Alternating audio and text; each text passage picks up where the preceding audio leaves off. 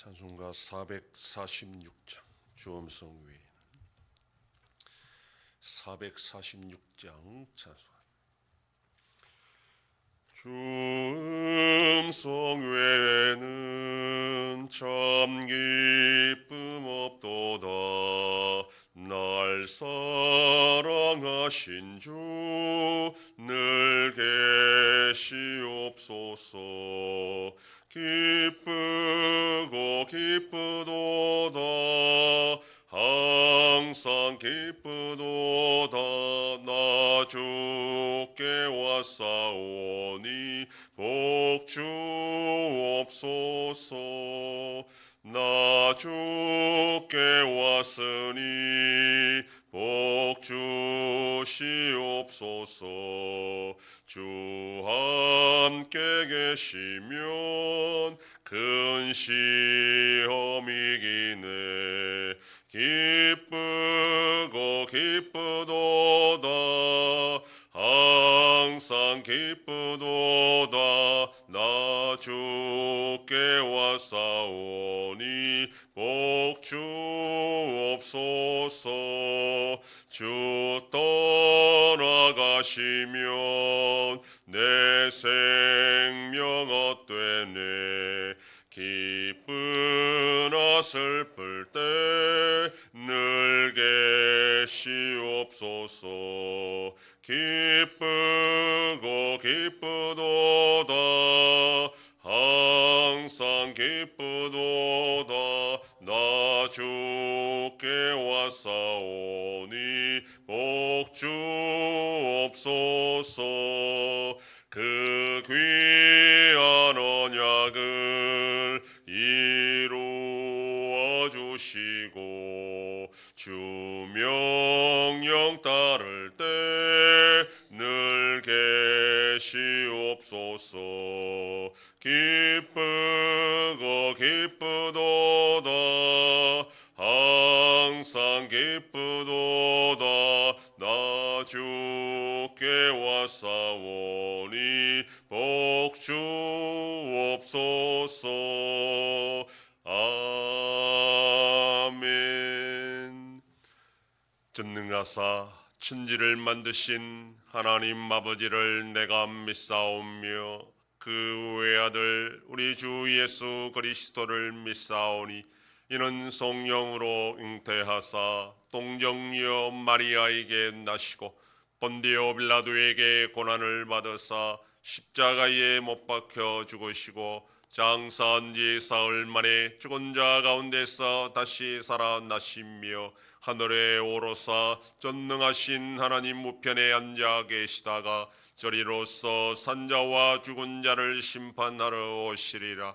성령을 믿사오며 거룩한 공회와 성도가 서로 교통하는 것과 죄를 사하여 주시는 것과 몸이 다시 사는 것과 영원히 사는 것을 믿사옵나이다. 아멘. 하나님 말씀 고린도전서 14장 29절에서 33절까지의 말씀입니다. 신약성경 281페이지.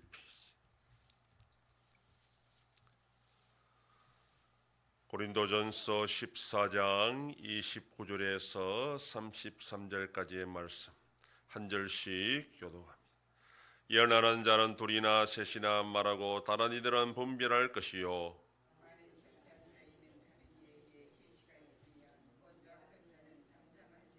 너희는 다 모든 사람으로 배우게 하고 모든 사람으로 권면을 받게 하기 위하여 하나씩 하나씩 예언할 수 있느니라. 다같이 하나님은 무질서의 하나님이 아니시요 오직 화평의 하나님이시니라. 모든 성도가 교회에서 함과 같이. 아멘. 본문은 예배 중에 예언하는 자들이 어떻게 해야 될 것인지에 대해 말씀하고 있습니다.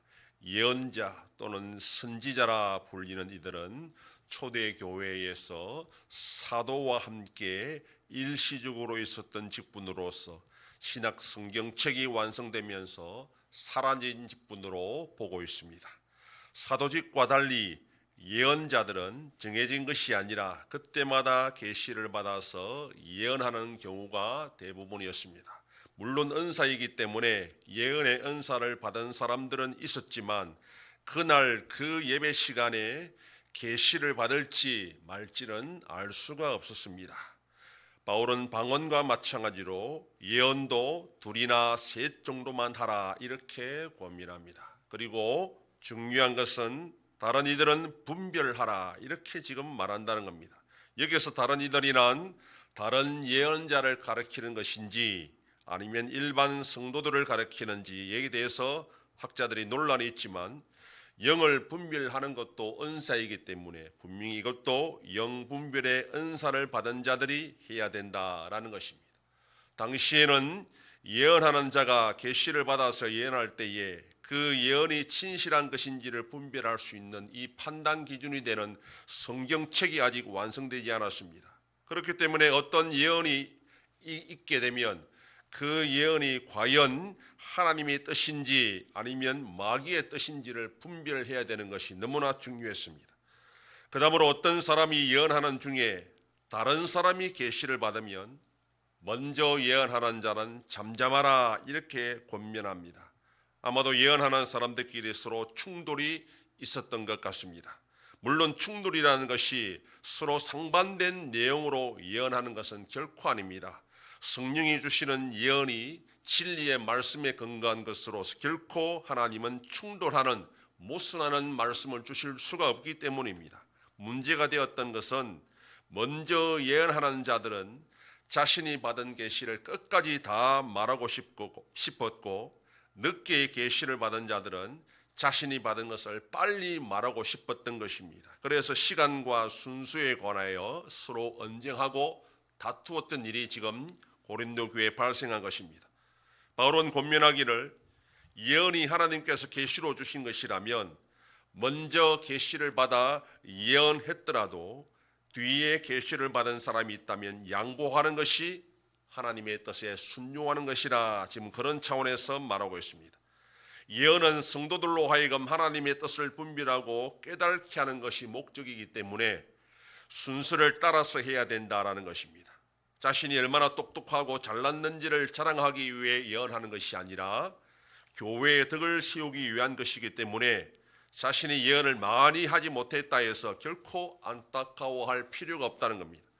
32절에서 예언하는 자들의 영은 예언하는 자에게 제재를 받는다 하는 이 말은 예언하는 자들이 계시를 받아 예언하더라도 스스로 절제할 수 있고 양보할 수 있다는 겁니다. 자신은 지금 성령의 계시로 예언하는 것이니 자기 마음대로 중단할 수 없다라는 것은 자기 욕심이라는 겁니다. 충분히 스스로 절제할 수 있고 침묵할 수 있고 양보할 수 있다는 겁니다. 방언도 통역하는 자가 없으면 예배 시간에 잠잠하라 이렇게 말합니다. 한번 터진 방언을 어떻게 스스로 중단할 수 있겠습니까? 그건 거짓말이라는 것입니다.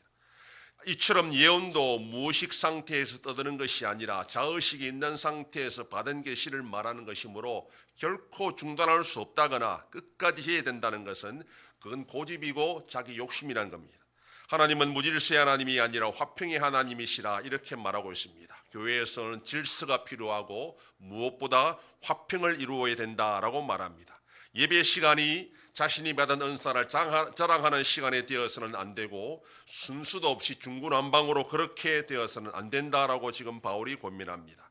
받은 은사를 통해서 서로를 섬기고 교회의 덕을 세우기 위해 노력하고 그럴 때에 교회는 하나님이 주신 화평으로 충만할 수 있다라고 권면합니다. 오늘도 우리가 하나님이 나에게 주신 은사를 통해서 어떻게 교회의 화평을 위해 쓰임받을지를 고민하고 헌신하는 복된 하루가 되기를 소망합니다. 기도하겠습니다.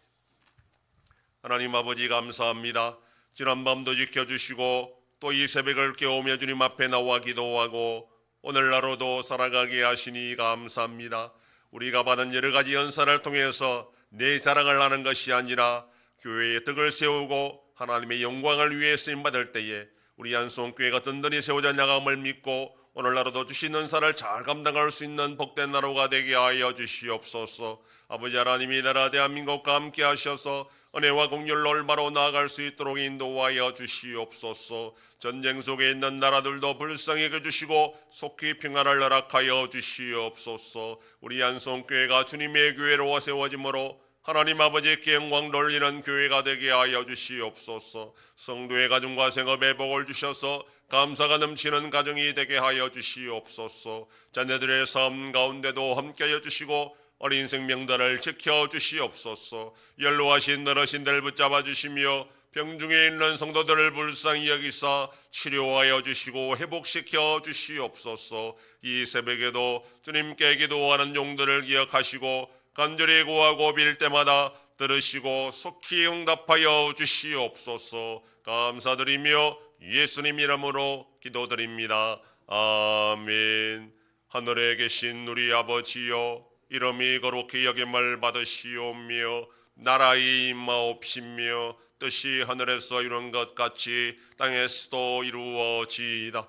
오늘날 우리에게 일용할 양식을 주옵시고 우리가 우리에게 죄 지은 자를 사하여 준 것 같이 우리 죄를 사하여 주옵시고 우리를 시험에 들게 하지 마옵시고 다만 악에서 구하옵소서. 대개 나라와 권세와 영광이 아버지께 영원히 싸움나이다. 아멘.